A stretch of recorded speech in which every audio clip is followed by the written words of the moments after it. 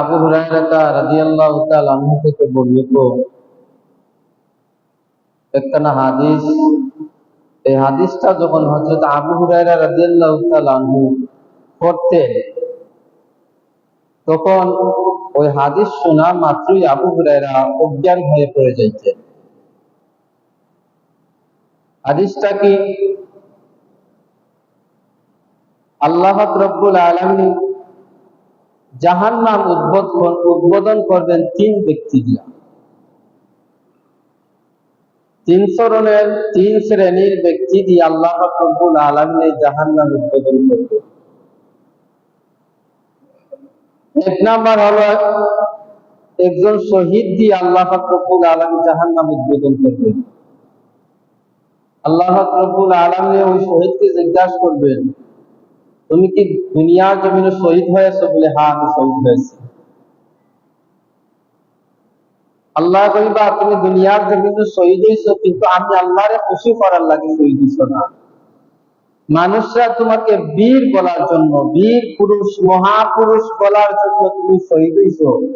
আমি আল্লাহরে খুশি করার লাগে তুমি শহীদ হইছো না, বিদায় ও শহীদ তুমি জাহান্নামের মধ্যে যাও। ও শহীদ দিয়ে আল্লাহ রব্বুল আলামিন জাহান্নামকে উদ্বোধন করবে। দুই নাম্বার ব্যক্তি হলো বড় দানবীওয়ালা ব্যক্তি। ওই দানবীওয়ালা ব্যক্তি দিয়ে আল্লাহ রব্বুল আলামিন জাহান্নাম উদ্বোধন করবেন। আল্লাহ রব্বুল আলামিন বলেন, ও দানবীওয়ালা ব্যক্তি, তুমি জাহান্নামের মধ্যে চলে যাও। ওই দানবীওয়ালা ব্যক্তি বললেন, আল্লাহ, আমি তো দুনিয়ার জন্য অনেক বড় বড় দান খয়রাত করেছি, মানুষের ঘর বাড়ি বানিয়ে দিয়েছি, মানুষের পিপাসা মিটিয়েছি, মানুষের অনাচারে অনগরে আমি দান খয়রাত করেছি। আল্লাহ রব্বুল আলামিন বলবেন, ও আমার বান্দা, তুমি দান করেছো ঠিকই, কিন্তু আমি আল্লাহরে খুশি করার লাগে তুমি দান করো নাই। মানুষরা তোমাকে দানবী বলতো বিদায় সমাজের মানুষগুলাকে দেখানোর জন্য তুমি দান খয়রাত করছো। এর কারণে ও দানবীওয়ালা, তুমি আজ জাহান্নামে চলিয়া যাও। ওই দানবীওয়ালা জাহান্নামে যাইবে। এর কারণে দান খয়রাত করতে হইলে ডাইন হাতে দান খয়রাত করলে বাম হাতে যেন ঠেল না পায়।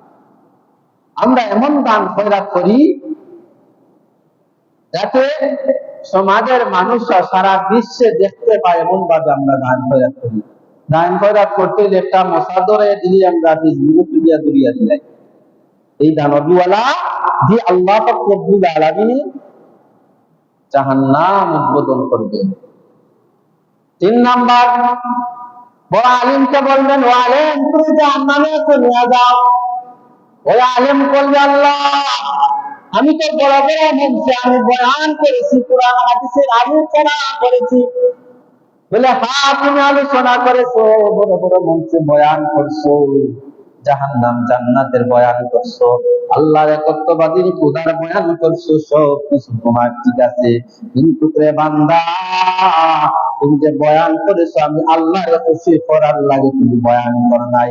দ্বীনের খেদমতের জন্য, আল্লাহ এবং আল্লাহ রাসূলকে খুশি করার জন্য তুমি বয়ান করো নাই। তুমি এমন বয়ান করছো যাতে তোমাকে বড় বক্তা মানুষরা বলে, বড় স্কলার তোমাকে মানুষরা বলে।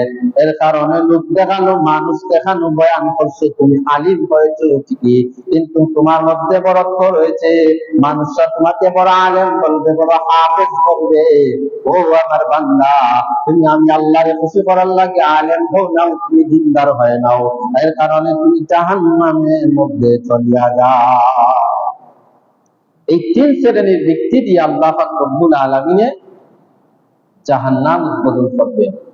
এক নাম্বার হইল শহীদ দিয়া, দুই নাম্বার দানবী, তিন নাম্বার আলেম দিয়ে আল্লাহ পাক রব্বুল আলামিন জাহান্নাম উদ্বোধন করবেন।